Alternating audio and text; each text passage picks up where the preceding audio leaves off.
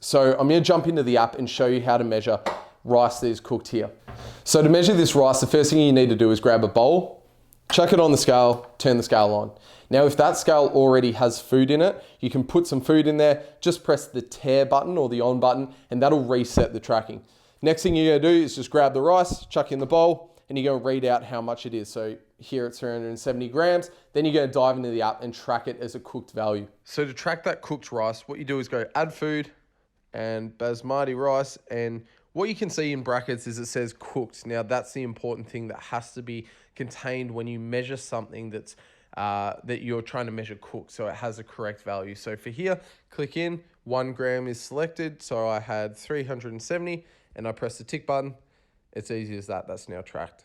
If you're gonna track it as a raw value, what you're gonna do is grab the raw rice, do the same thing, and then you're gonna have to cook it. But the thing to consider here is if you weigh it raw, then every time you cook that food, you have to section it off into an amount that you're gonna eat that day. So that's the difficulty when tracking with rice. All right, so if I'm trying to track 370 grams of raw rice weight, what I've done is select basmati rice. I've chosen one of the verified options here. I'm gonna change that serving size to 1 gram, type in 370, click the tick button on the top right-hand side, and that's now tracked. Now, a really important thing to compare here is the difference in calorie and carb content between the cooked value and the raw value. So if we go into the cooked value, you can see that there's 115 grams for the 370 grams of cooked rice that we've tracked.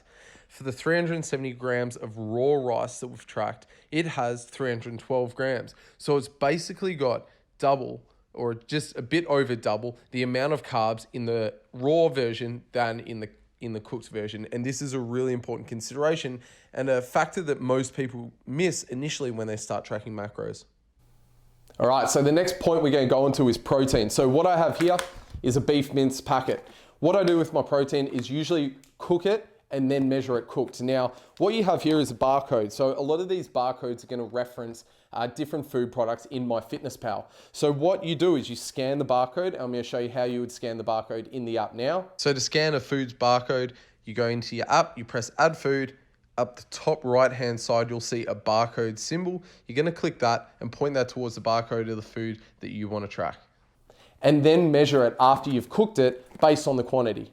So what I do for something like beef mince is I'll cook this entire packet and then divide it in half, and I know that's 250 gram serves. Now, if you're a female or eating a slightly lower protein intake, you can divide this amount into 4 amounts, which will give you 125 gram serves, which you can then calculate across the day. Now, it doesn't really matter if one serving has 280 grams and the other serving has 320. It just matters that you eat that full 500 gram amount. And this is a really easy way that you can make this sort of food really tasty and easy to make, but not impact your life so severely where you're tracking for 5 minutes. So with something like this, I don't even weigh it. I just cook it, halve it, put it in a Tupperware, and then it's good to go.